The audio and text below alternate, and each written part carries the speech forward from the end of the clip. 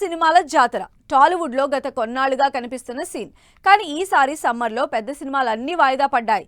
దీంతో టాలీవుడ్ కు ఏకంగా 3000 కోట్ల నష్టం జరిగినట్లు ఓ టాక్ నడుస్తోంది. డిస్ట్రిబ్యూటర్లు, ఎగ్జిబిటర్ల రికవరీ ప్లాన్ ఏంటి? బిగ్ మూవీస్ రిలీజ్ అయ్యేదెప్పుడు? 1000 కోట్ల లాస్ కవర్ అయ్యేదన్నడు. టాలీవుడ్ కు సమ్మర్ లాస్ 3000 కోట్లు అని ఇండస్ట్రీలో టాక్ నడుస్తోంది. Peddi post phone, the paradise, toxic, Vishwambhara వంటి భారీ బడ్జెట్ సినిమాలు అన్నీ సమ్మర్ సీజన్ నుంచి ఒక్కసారిగా తప్పుకోవడంతో టాలీవుడ్ కు దాదాపు 3000 కోట్ల రూపాయల వరకు లాస్ వచ్చిందని ఇన్సైడర్స్ లెక్కలు వేస్తున్నారు.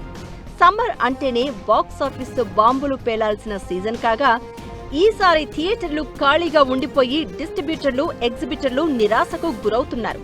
ఇంత పెద్ద మొత్తం లాస్ తర్వాత కూడా టాలీవుడ్ ఎలా రికవర్ అవుతుందో, మళ్లీ ప్రేక్షకుల్ని ఆకట్టుకునే సినిమాలు ఎప్పుడు వస్తాయో అని ఇండస్ట్రీ సర్కిల్స్ లో డిస్కషన్ నడుస్తోంది. కారణాలు ఏమైనా పెద్ద సినిమాలు సమ్మర్ రేస్ లో లేకపోవడంతో టాలీవుడ్ కు ఎదురైన లాస్ కేవలం బాక్సాఫీస్ కు మాత్రమే కాదని, మొత్తం ఇండస్ట్రీ ఎకానమీని దెబ్బతీసిందని గాసిప్స్ చక్కర్లు కొడుతున్నాయి.